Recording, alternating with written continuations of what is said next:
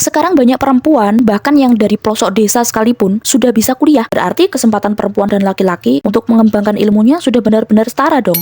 Halo semuanya, kembali lagi di ruang bercerita ibu rumah tangga yang hidup di desa. Sambil beraktivitas seperti biasa, aku pengen ngajak kamu ngobrol tentang suatu anggapan yang masih sering muncul ketika membahas kesetaraan perempuan. Memang benar sih, sekarang akses pendidikan untuk perempuan jauh lebih terbuka dibanding zamannya nenek dan ibu kita dulu. Di banyak desa pun sudah banyak perempuan yang bisa kuliah, bahkan sampai lulus sarjana. Tapi, apakah kesempatan mendapatkan pendidikan itu otomatis berarti mereka juga punya kesempatan yang sama untuk menggunakan ilmu yang dimilikinya? Menurut aku nih, dua hal itu tidak selalu sama sih. Mendapatkan kesempatan untuk kuliah itu berbeda loh dengan mendapatkan kesempatan untuk menggunakan hasil pendidikannya. Mendapat kesempatan untuk kuliah itu berkaitan dengan akses terhadap pendidikan. Lah, sedangkan mendapatkan kesempatan untuk menggunakan hasil pendidikan itu berkaitan dengan ruang untuk mengembangkan pengetahuan dan keterampilan setelah pendidikan itu selesai ditempuh. Nah, dalam banyak kasus, kesempatan kedua yang aku sebut itu masih dipengaruhi oleh keadaan sosial di sekitar seorang itu hidup. Sebenarnya masih cukup mudah kok kita jumpai di masyarakat di mana perempuan yang setelah lulus kuliah itu lebih diharapkan segera menikah, mengurus rumah, dan mendampingi keluarga. Ya, pilihan itu tentu sah jika memang berasal dari keinginan perempuan itu sendiri. Tapi dalam sebagian situasi, pilihan itu lebih sering dipengaruhi oleh harapan keluarga atau norma yang berlaku di lingkungan tempat perempuan itu hidup. Di banyak lingkungan, laki-laki lebih sering didorong untuk segera mencari pekerjaan atau mengembangkan karir setelah lulus kuliah. Sementara perempuan nih lebih sering dihadapkan pada harapan keluarga untuk lebih memprioritaskan urusan domestik dan mengurus anak setelah menikah. Aku nggak bilang ya semua keluarga memperlakukan perempuannya seperti itu, tapi pola harapan seperti ini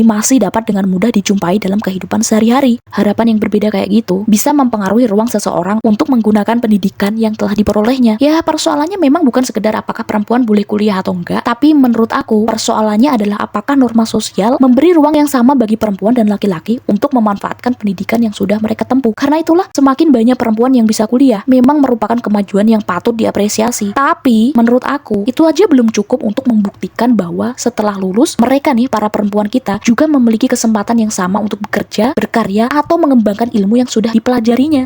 Oke, segitu dulu ngobrol santai kita hari ini. Kamu nggak harus setuju loh dengan apa yang sudah barusan aku obrolkan. Tulis saja argumenmu di kolom komentar. Terima kasih sudah nemani aktivitas aku sambil dengerin cerita ini. Semangat semuanya, sampai ketemu di ngobrol berikutnya.